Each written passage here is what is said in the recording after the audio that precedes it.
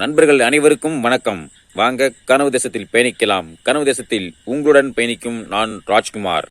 மே 18 தமிழ் மொழி உணர்வும் தமிழ் இன உணர்வும் உள்ள யாராலும் எவராலும் மறக்க முடியாத நாள் மே 18. அப்படி என்ன அந்த மே 18?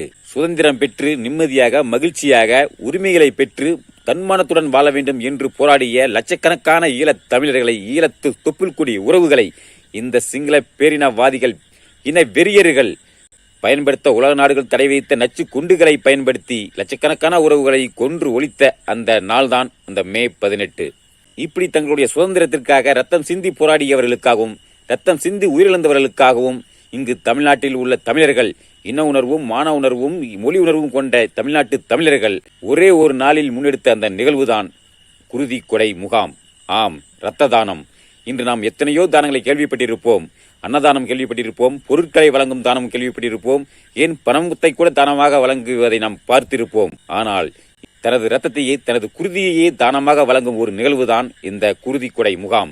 அப்படிப்பட்ட ஒரு நிகழ்வை தமிழ்நாடு முழுவதும் அனைத்து தொகுதிகளிலும் நாம் தமிழச்சி உறவுகள், சீமானின் தம்பிகள் தங்கைகள் முன்னெடுத்தார்கள் என்பதுதான் ஒரு அசாத்தியமான உண்மை. ஆம், 8 கோடி மக்கள் வாழும் இந்த தமிழ்நாட்டில் இந்த நிகழ்வை முன்னெடுத்தது, இந்த நிகழ்வில் பங்கு பெற்றது, இந்த நிகழ்வில் பங்கு பெற்று இரத்தத்தை தானமாக கொடுத்தது என்பது சிலர்தான். என்ன காரணம்? இங்கு தமிழ் உணர்வும் மொழி உணர்வும் கொண்ட தமிழர்கள் இருப்பது சில பேர்தான். இங்கு பல தமிழர்கள் திராவிடர்களாக மாறி பல வருடங்கள் ஆகிவிட்டது.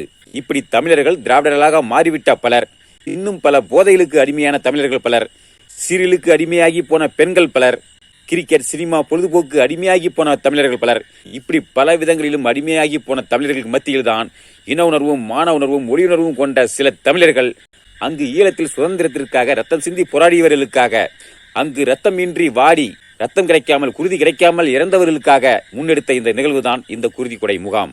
ஆம், மொழி உணர்வும் இன உணர்வும் கொண்ட சில தமிழர்கள் தனது இரத்தத்தை தானமாக கொடுத்தார்கள். தன்னுடைய ரத்தம், இந்த ரத்தம் யாருக்கு செல்கிறது, யாரை உயிரை காப்பாற்றப் போகிறது, யாருக்கு பயன்பட போகிறது என்று எதுவும் தெரியாது. ஆனாலும் இரத்தத்தை தானமாக கொடுத்தார்கள். எதற்காக, ஏன் கொடுத்தார்கள்? இது அருகில் இருக்கும் அந்த ஈழ தேசத்தில் சுதந்திரத்திற்காக ரத்தம் சிந்தி போராடியவர்களுக்காக, குருதி கிடைக்காமல் இறந்தவர்களுக்காக, மாண்டவர்களுக்காக, அதற்காக முன்னெடுக்கப்பட்டதுதான் இந்த குருதி கொடை முகாம். எதற்காக இதை முன்னெடுக்க வேண்டும்? இவர்களுக்கும் அவர்களுக்கும் என்ன சம்பந்தம்? இடையில் வேறு கடல் இருக்கிறதே, அப்படி இருந்தும் என்ன சம்பந்தம்? ஏன் இதை முன்னெடுக்க வேண்டும் கேட்கலாம். ஆம், ஒரே ஒரு சம்பந்தம்தான். என்ன சம்பந்தம்? ஒரே மொழி, ஒரே இனம். ஆம், மொழி உணர்வு, இன உணர்வு. அங்கு உள்ளவர்களையும் இங்கு உள்ளவர்களையும் மொழியாலும் இனத்தாலும் பிணைக்கின்ற சங்கிலி பிணைப்பு தான் அந்த ஒரு சம்பந்தம்.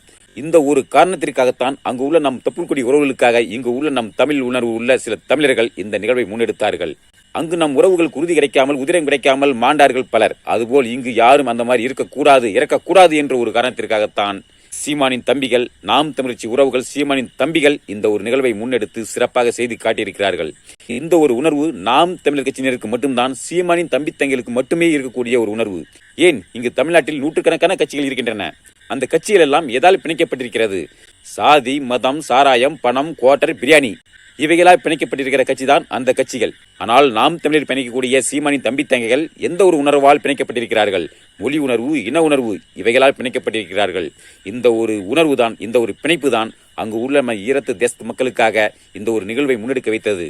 இந்த ஒரு நிகழ்வு இது முடிவல்ல, ஒவ்வொரு வருடமும் தொடரும். நண்பர்களே, இந்த ஒரு தருணத்தில் நமது உறவுகள், இந்த கனொலியை பெறக்கூடிய நமது உறவுகள் அனைவரும் நாம் ஒரு லட்சிய உறுதியை எடுத்துக்கொள்ள வேண்டும். என்னவென்றால், வர இருக்கிற 2026 சட்டமன்ற தேர்தலில் நாம் தமிழ் கட்சி வெல்ல வேண்டும். அண்ணன் சீமான் அவர்கள் முதல்வராக ஆக வேண்டும். எஞ்சி இருக்கிற நம் தொப்புள்குடி உறவுகள் சுதந்திரம் பெற்று நிம்மதியோடும் மகிழ்ச்சியோடும் உரிமைகளை பெற்று வாழ வேண்டும். அதற்காக அண்ணன் சீமான் அவர்கள் முதல்வராக ஆக வேண்டும். அதற்காக நாம் இப்பொழுதிருந்து ஒவ்வொரு நாளும் சிறுதுளி பெருவெள்ளம் போல் நமது அன்றாட பணிகளை, நமது கட்சி வளர்ச்சிக்காக, நமது கட்சியுடைய வெற்றிக்காக, அண்ணன் சீமான் அவர்கள் முதல்வராக ஆவதற்காக இன்றிலிருந்து சிறு சிறு அளவில் நாம் ஒரு பணியை தொடங்குவோம். நிச்சயம் 2027 வென்று காட்டுவோம்.